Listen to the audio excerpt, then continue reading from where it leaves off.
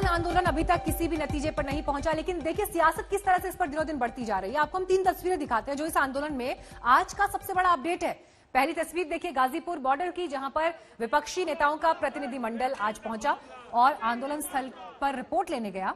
तो वहीं प्रियंका वाड्रा आज रामपुर पहुंची, जहां आंदोलन में मारे गए एक युवक के परिजनों से उन्होंने मुलाकात की। और तीसरी तस्वीर आप देख रहे हैं संसद की, जहां राज्यसभा में आज भी किसानों और कृषि कानूनों के मुद्दे पर चर्चा जारी रही।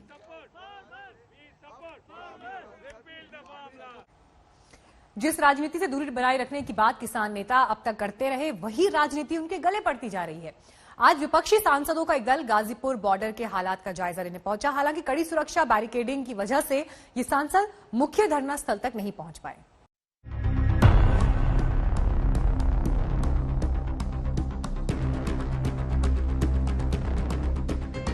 हमको इतना ये देख के भयानक डर लग रहा है।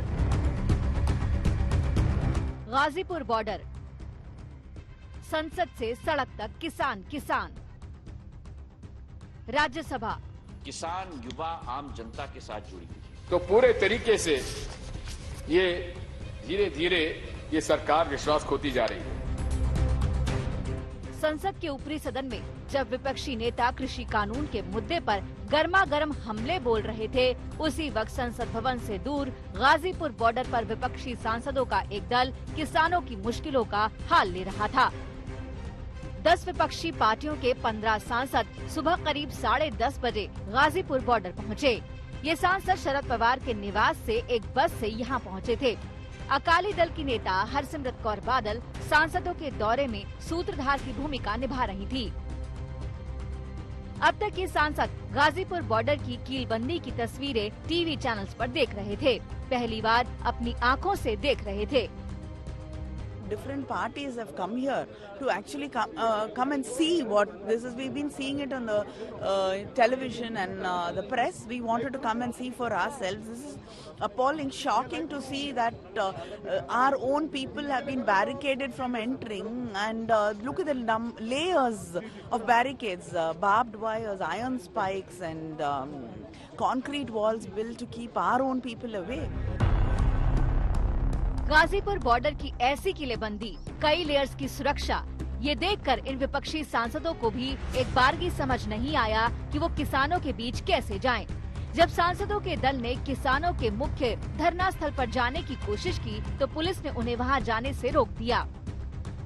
मेंबर ऑफ पार्लियामेंट होने के नाते हमको इतना ये देख के भयानक डर लग रहा है। तो जो वो बेचारे अंदर बिना पानी के, बिना बिजली के, बिना खाने के, बिना टॉयलेट्स के 3 किलोमीटर तक ऐसे बैरिकेडिंग है, 3 किलोमीटर, जो उनको अंदर दोनों तरफ से इस तरह बंद किया हुआ है, उन बेचारों के क्या हालात होंगे। और हम कह रहे हैं हमें आगे जाके देख लेने दीजिए। तो ये देखिए हमारे लिए एमपीज के लोगों के चुने हुए नुमाइंदों के लिए कैसे तैयार होके अपना बैठे हैं यहाँ पे हमें रोकने के लिए। सड़कों पर कीलबंदी, कटीले तारों की बाढ़, सीमेंट के मजबूत बैरिकेड, लोहे के बैरिकेड और पुलिस बल की भारी मौजूदगी। किसी हाईवे पर विपक्षी सांसदों के लिए सुरक्षा का ऐसा नजारा बेहद चौंकाने वाला था। गाजीपुर बॉर्डर का हाल देखकर हरसिमरत कौर बादल ने कहा कि ऐसी सुरक्षा तो पाकिस्तान बॉर्डर पर भी देखने को नहीं मिलती। 13 लेवल की बैरिकेडिंग देश की राजधानी में अपने लोगों के बीच। मैं पंजाब से आती हूँ, ये तो मैंने अपने बॉर्डर में पाकिस्तान के साथ नहीं देखा है। वो तो देश के दुश्मन हैं जो वहाँ से निकल के आ जाते हैं। ये बेचारे निहत्थे किसान हैं जो अपनी रोजी, अपनी पेट बचाने के लिए किसान से एक कानून वापस करने की मांग कर रहे हैं। उनके ऊपर आपने ऐसे कर दिया। करीब आधे घंटे मुख्य धरना स्थल से थोड़ी दूर पर गाजीपुर बॉर्डर के हालात का जायजा लेने के बाद विपक्षी सांसदों का दल लौट आया। दल अपनी रिपोर्ट लोकसभा अध्यक्ष को देगा और इसके पक्के आसार हैं कि लोकसभा में इस मुद्दे को उठाया जाएगा। जो नेता गाजीपुर बॉर्डर पहुंचे थे, उनमें शामिल अकाली दल की हरसिमरत कौर बादल, एनसीपी की सुप्रिया सुले, डीएमके की कनिमोई और तिरुचि सिवा और टीएमसी के स्वागत राय। इनके अलावा नेशनल कॉन्फ्रेंस, आरएसपी और आईयूएमएल के सांसद भी इस प्रतिनिधिमंडल का हिस्सा थे। राकेश टिकैत के आंसू के बाद गाजीपुर बॉर्डर किसान आंदोलन का मुख्य केंद्र बन गया है। आरएलडी के जयंत चौधरी, आम आदमी पार्टी के मनीष सिसोदिया, शिवसेना के संजय राउत और शिरोमणि अकाली दल के नेताओं का दल यहां आकर राकेश टिकैत से मिल चुका है। विपक्षी सांसदों के दौरे से गाजीपुर बॉर्डर की अहमियत और बढ़ती जा रही है। लेकिन जिस तरह से ये सांसद महज आधे घंटे के भीतर गाजीपुर से चले गए, सवाल खड़ा होता है कि क्या ये सिर्फ सियासी खानापूर्ति थी। गाजीपुर बॉर्डर से हिमांशु मिश्रा के साथ आज तक ब्यूरो। गाजीपुर बॉर्डर से आज एक और तस्वीर सामने आई। सड़कों पर जो कीलें लगाई गई थी उन्हें हटाया जा रहा था। कील उखाड़ने की तस्वीर सामने आते ही अटकलें तेज हो गई। हालांकि बाद में ये साफ हुआ कि लोगों की असुविधा के लिए कीलों की जगह बदली जा रही है।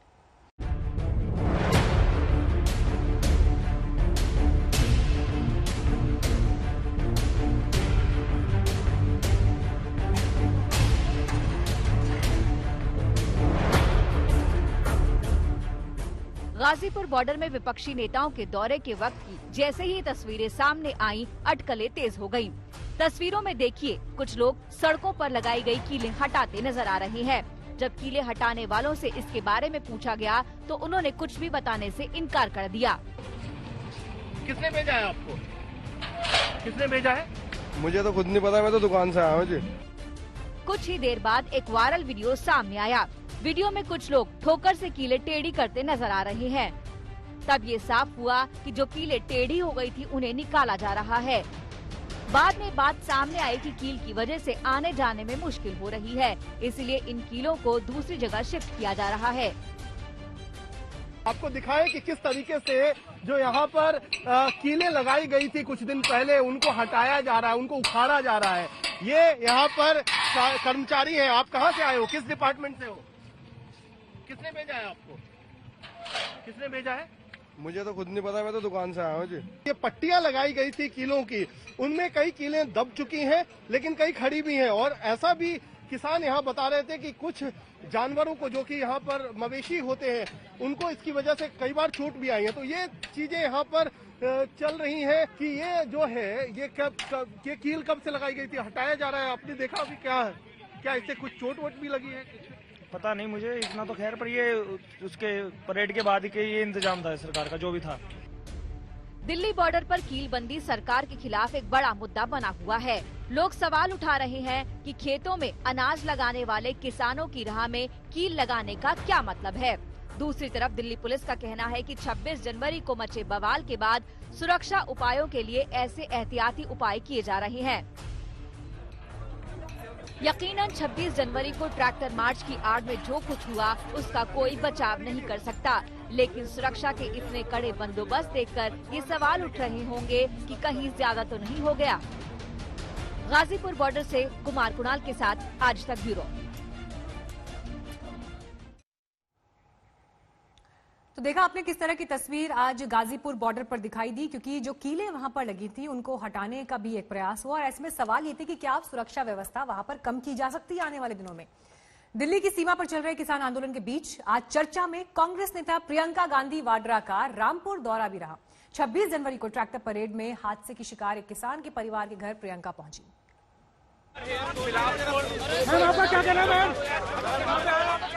जब सारी निगाहें दिल्ली बॉर्डर पर लगी हुई थी, तब कांग्रेस महासचिव प्रियंका गांधी वाड्रा रामपुर पहुंच गयीं। दिल्ली में 26 जनवरी को ट्रैक्टर परेड के दौरान हादसे में जान गंवाने वाले किसान नवरीत के परिवार वालों के आंसू पोंछने प्रियंका रामपुर पहुंची हैं। मैंने परिवार से बात की, दादाजी से भी, पिताजी से भी बात की। उनका स्पष्ट ये कहना है कि एक न्यायिक जांच होनी चाहिए, निष्पक्ष जांच होनी चाहिए। बहुत क्लियरली उन्होंने कहा कि हम पूरी तरह से किसानों के साथ खड़े हैं, नवनीत जी के परिवार के साथ, उन सब शहीद किसानों के साथ और उन सब किसानों के साथ जो आज भी इतने दिनों बाद, महीनों के संघर्ष के बाद दिल्ली के बॉर्डर पे बैठे हुए हैं। प्रियंका करीब सुबह 6 बजे दिल्ली के अपने आवास से रामपुर के लिए निकली थी। जिस भी शहर के करीब से उनका काफिला गुजरा, रास्ते में उनका स्वागत करने कांग्रेसी कार्यकर्ता मौजूद थे।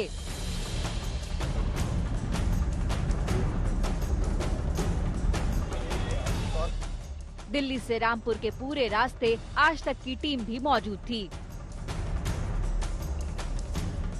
गांधी का काफिला गढ़ मुक्तेश्वर से होते हुए आप देखिए मुरादाबाद की ओर गुजर रहा है। यहाँ पे जगह जगह पर तमाम कांग्रेस कार्यकर्ता उनका प्रियंका गांधी जा रही हैं नवनीत सिंह की अंतिम अरदास में शामिल होने के लिए। और यहाँ पे देखिए तमाम कांग्रेस के नेता अलग अलग इलाकों के उस काफिले में जुड़ते हुए, जिसको हम फॉलो कर रहे हैं। रास्ते में एक मामूली हादसा भी हुआ जब काफिले की 4 गाड़ियां आपस में टकरा गयी। हालांकि हादसे में कोई जख्मी नहीं हुआ, लेकिन सियासत जरूर शुरू हो गई।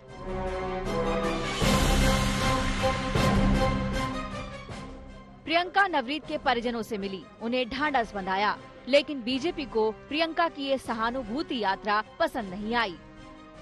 विशेष तौर से श्री राहुल गांधी, उनकी बहन प्रियंका वाड्रा, यह सारे के सारे लोग मिल करके इस देश के अंदर किसानों को भड़काने का काम करते हैं।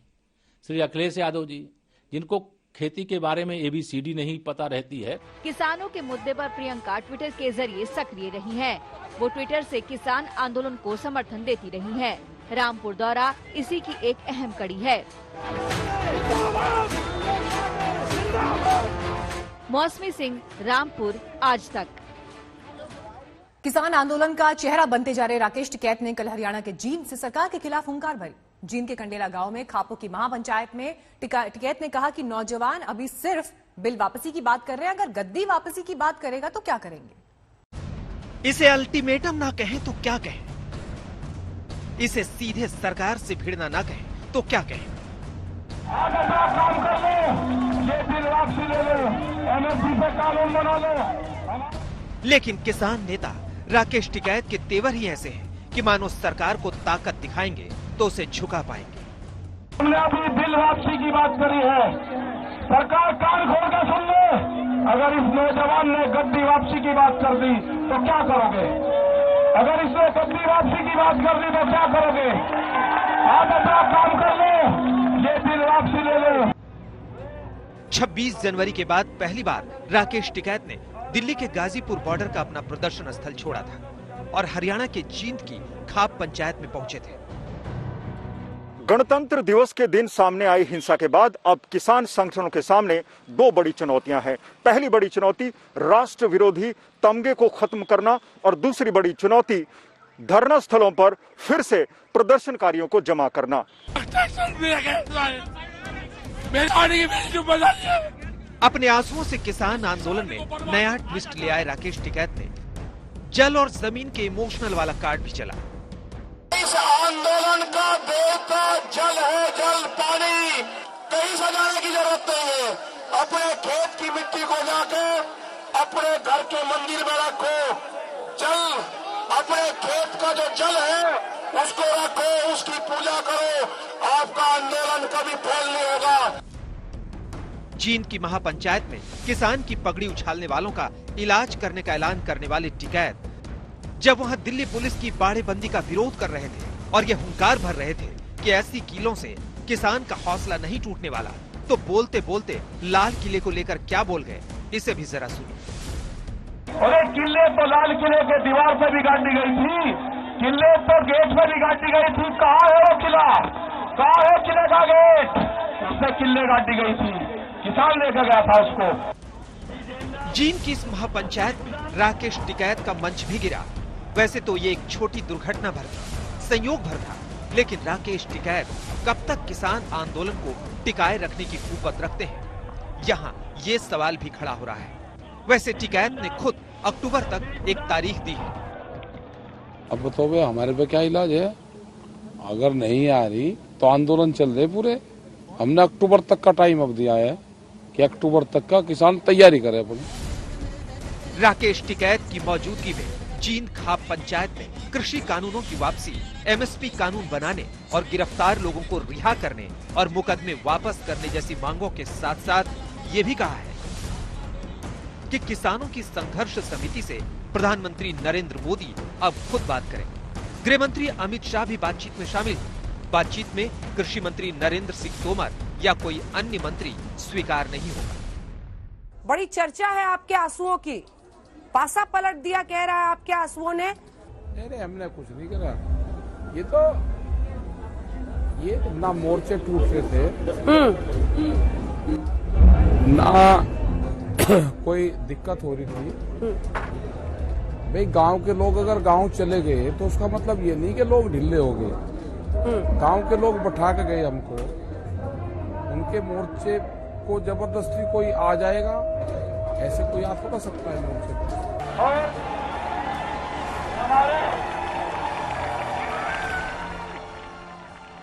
जींद से मंजीत सहगल के साथ आज तक ब्यूरो। अब तो अमेरिका ने भी कह दिया है कि भारत में हो रहे कृषि सुधार वक्त की जरूरत है और इस मामले में बाइडेन सरकार की पहली प्रतिक्रिया आई है। अमेरिका ने कृषि सुधारों का स्वागत किया तो भारत ने दो टूक कह दिया कि ये अंदरूनी मामले में किसी भी तरह का दखल भारत बर्दाश्त नहीं करेगा। खाइफ नहीं तख्ताएदार से, मैं भी मंसूर हूँ, कह दो अगियार से, क्यों डराते हो जिंदा की दीवार से। जेल, जिंदा जेल, जुल्म की बात को, जहल की रात को मैं नहीं मानता, मैं नहीं जानता। कौन कहता है किसानों की आवाज दबाई जा रही है? अरे हमारा लोकतंत्र बहुत मजबूत है, किसी के एक ट्वीट से कमजोर नहीं होगा। कौन कहता है भारत में किसानों के हितों पर आघात हो रहा है? जय जवान जय किसान। Thank you Manoj ji. किसानों की आड़ में नकली आंसू बहाने वाले इंटरनेशनल सेलिब्रिटीज गौर से देख लें। ये भारत में लोकतंत्र की मजबूती की मिसाल है। दिल्ली की सरहद पर किसान डटे हैं तो देश की संसद में उनकी चिंताओं पर बहस भी हो रही है। पर बोझ बनने के बजाय अपनी मेहनत से कमाया गया फल कई ज्यादा सुखदायी होता है और ये तभी मुमकिन होता है जब कतार में खड़ा हुआ आखिरी व्यक्ति भी हमारे भारत में आत्मनिर्भर बनता है। माननीय सिंधिया जी को बधाई देता हूं माननीय सभापति महोदय, जितने अच्छे ढंग से वे यूपीए सरकार में सरकार का पक्ष रखते थे उतना ही अच्छे ढंग से उन्होंने आज भाजपा का पक्ष रखा। ये जिंदा लोकतंत्र में ही मुमकिन है। 71 दिन बाद भी संवाद के रास्ते खुले हैं। सरकार सुलह के लिए तैयार है। 12 दौर का संवाद हो चुका है। अगले दौर की बातचीत में कहीं कोई दिक्कत नहीं है। लेकिन चंद इंटरनेशनल सेलिब्रिटीज किसान आंदोलन की आड़ में अपनी रोटियां सेकने में लगे हैं। इन्हें नहीं मालूम कि जब संप्रभुता का सवाल आए तो इस देश की सियासी बिरादरी साथ खड़ी हो जाती है। हमारा इंटरनल मैटर है, ये किसानों का मैटर है।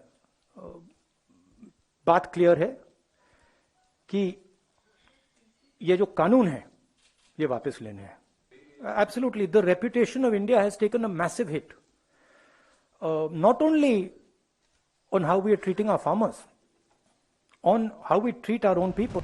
फलाना ढिकाना हो या रिहाना हो, किसी के ट्वीट से भारत को कोई फर्क नहीं पड़ता। भारत ने दुनिया को दो टूक बता दिया है। विदेश मंत्रालय ने साफ साफ बता दिया है।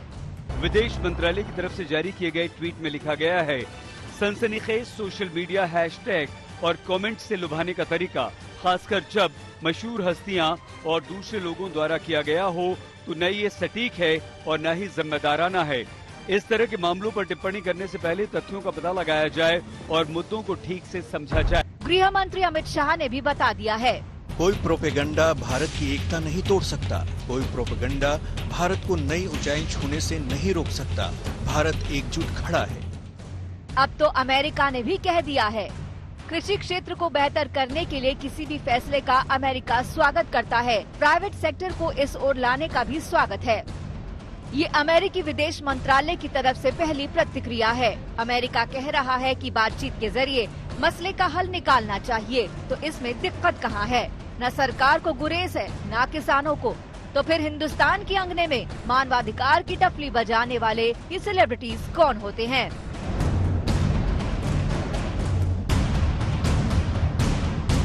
आज तक ब्यूरो। पॉप सिंगर रिहाना और कई विदेशी सेलिब्रिटीज ने किसान आंदोलन पर भारत विरोधी ट्वीट किए तो देसी सितारों ने इसका जोरदार जवाब दिया। इनमें एक अभिनेता सुनील शेट्टी भी हैं। आज तक से उन्होंने बात की। भी किसान आंदोलन को लेकर ऐसे लोगों के ट्वीट्स और चीजें भी आई हैं जो भारत से बाहर के हैं और भारत की जनता कह रही कि हमारा आंतरिक मामला, हमें सुलटने दीजिए, बाहर के लोगों के दखल की जरूरत है। तो कहीं ना कहीं ठीक ही कह रहे हैं, लेकिन साथ एक नैरेटिव भी बनाया जा रहा है कि हम किसान के खिलाफ है। जब हमारे फोरफादर्स किसान थे और किसान हैं, और जिस गांव से, छोटे से गांव से आता हूँ मैं, मुल्की मैंगलोर, जहाँ आज भी 70% जो जगह है फील्ड्स है और वो हमारे लिए सब कुछ है, तो हम क्यों किसी के अगेंस्ट जाएंगे? हम भी चाहते हैं कि जल्द से जल्द इसकी सलाह हो, mediation happens and everything settles. दुख इसी बात का होता है बार बार कि हम पर उंगलियां उठाई जाती है। पहली बात यह है कि आई एम एन इंडियन, तो मैं ये नहीं चाहूँगा कि दूसरे लोग हमारे ऊपर, ठीक है उनकी सोच कुछ भी हो, लेकिन ऐसे कमेंट जो है जो हमें एक थर्ड वर्ल्ड कंट्री और एक बैकवर्ड कंट्री की तरह दिखाए और बताए कि मैं कुछ कहे। तो मेरी यही विनती है सबसे कि इंडिया के पॉइंट ऑफ व्यू से सोचिए, इंडियन बन के सोचिए और वैसा ही रहे। ये तो हम लोग इंडियन बन के सोचे, लेकिन ऐसे लोग जो यहाँ की सरजमी से ताल्लुक भी नहीं रखते, उनके कमेंट कितने उचित लगते हैं। इसलिए आई थिंक कल हमने यही कहा कि सच्चाई जानकर हम बात करें तो अच्छा होगा। उससे अलावा हम किसी को बोल नहीं सकते। हम हमारे एक्शंस पे कंट्रोल जरूर रख सकते हैं। मैं जो बोलता हूँ, मैं जो करता हूँ, मैं जिस तरीके से लोगों से बिहेव करता हूँ या दूसरे देश को नज़रिए से देश को देखता हूँ, उसकी बात कर सकता हूँ। अभी दूसरों की बातें मैं क्या करूँ? आई मीन सोचना उन्हें है, हमें नहीं। केंद्रीय वित्त राज्य मंत्री अनुराग ठाकुर ने भी कहा कि विदेशी सेलिब्रिटीज के ट्वीट के पीछे कोई ना कोई साजिश हो सकती है। मैं आपसे एक अलग क्वेश्चन पूछना चाहूंगा। पिछले 3-4 दिनों से एक मूवमेंट बन रहा है सोशल मीडिया पे, तमाम प्रोमिनेंट लोग, किसानों की प्रोटेस्ट में एक फार्मर्स जेनोसाइड नाम का हैशटैग चल रहा है। ये जो पूरा कैंपेन चल रहा है, इसको आप किस तरह देखते हैं? मुझे लगता है इस पे लोगों के सामने बहुत सारी बातें आई भी हैं। पहले कहा जाता था किसान आंदोलन है, किसी नेता को मंच पर नहीं आने दिया जाएगा। कोई नेता ऐसा बचा नहीं जो उस मंच पर गया ना हो। सरकार ने खुले मन के साथ किसानों के साथ चर्चा भी की, आगे भी करने के लिए तैयार है, क्योंकि मोदी सरकार ने किसानों के लिए पीएम किसान सम्मान निधि में 1,10,000 करोड़ खर्च किया। फसल बीमा योजना में 70,000 करोड़ के मुआवजे उनको मिले। इसके अलावा एमएसपी खरीद के दाम गेहूं और धान के 43% बढ़े, दलहन तिलहन के 65 से 70% बढ़े, गेहूं की खरीद 74% बढ़ी, तो धान की 113% खरीद बढ़ी है। कुल मिलाकर एमएसपी खरीद कांग्रेस के मुकाबले मोदी सरकार ने 2.5 गुना ज्यादा की, प्रोक्योरमेंट भी ज्यादा की और प्राइस भी ज्यादा दिया, यानी कि पैसे भी ज्यादा और खरीद भी ज्यादा की। इसके अलावा मंडियां खत्म ना हो, लोगों ने कहा कि मंडी खत्म करने जा रहे, हम तो मंडी को सशक्त कर रहे हैं। और इस वक्त हमारे पास आ रही है बड़ी खबर, ग्रेटा थर्नबर्ग के खिलाफ एफआईआर हुई है। दरअसल ग्रेटा थर्नबर्ग ने जो स्टेटमेंट्स दिए हैं हाल फिलहाल में किसान आंदोलन को लेकर, इसी मामले में दिल्ली में ये एफआईआर दर्ज हुई है। पर्यावरण एक्टिविस्ट ग्रेटा थर्नबर्ग, जिन्हें दुनिया भर में लोग जानते हैं, कम उम्र में उन्होंने जिस तरह से पर्यावरण के मामले को उठाना शुरू किया, लेकिन भारत के संदर्भ में किसान आंदोलन पर जो उन्होंने ट्वीट किया, ये कहा जा रहा है कि ये भड़काऊ ट्वीट है और इसी की वजह से ग्रेटा थर्नबर्ग पर ये एफआईआर दिल्ली में रिपोर्ट हुई है। दिल्ली पुलिस ने ये एफआईआर दर्ज की है।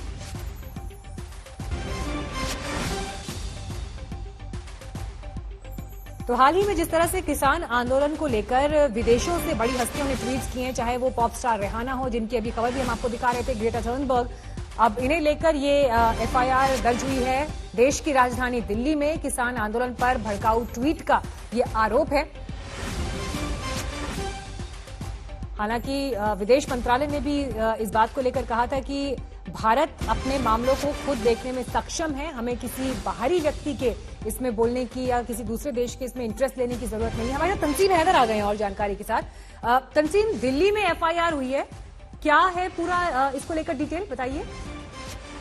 जी, ग्रेटा थर्नबर्ग के ट्वीट को लेकर दिल्ली पुलिस का ये मानना है कि वो भड़काऊ ट्वीट थे। दिल्ली पुलिस ने साफ किया है जो इनकी स्पेशल इन्वेस्टिगेशन टीम है, जिसमें कि 3 डीसीपी, एक ज्वाइंट सीपी, उसके अलावा स्पेशल कमिश्नर शामिल है, और जो साइबर सेल जो जांच कर रही थी इन ट्वीट की, 308 ट्वीट अलग अलग दिल्ली पुलिस को ऐसे हासिल हुए थे अब तक, तो उसमें ये इम्पोर्टेंट ट्वीट था जिसमें किसानों को भड़काने जैसी बात कही गई थी।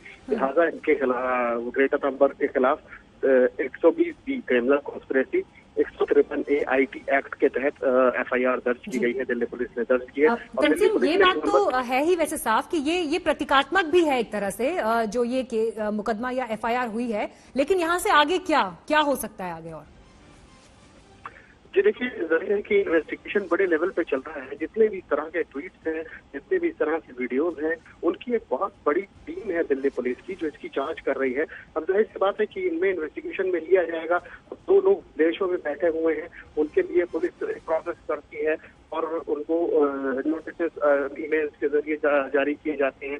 लेकिन जो यहाँ मौजूद है, जाहिर सी बात है, और ट्विटर को लिखा जाता है कि उनके अकाउंट्स के बारे में कि उनके अकाउंट्स को रोका जाए, उनको बंद किया जाए। तो ये सारी चीजें, ये प्रोसेस दिल्ली पुलिस फॉलो करेगी। लेकिन FIR इसलिए कर ली गई कि एक मैसेज देना चाहती है दिल्ली पुलिस कि जितने भी भड़काऊ ट्वीट या फिर वीडियो या फिर सोशल मीडिया प्लेटफॉर्म से चीजें जारी की गई। शुक्रिया तंसीम, इस जानकारी के लिए आपका।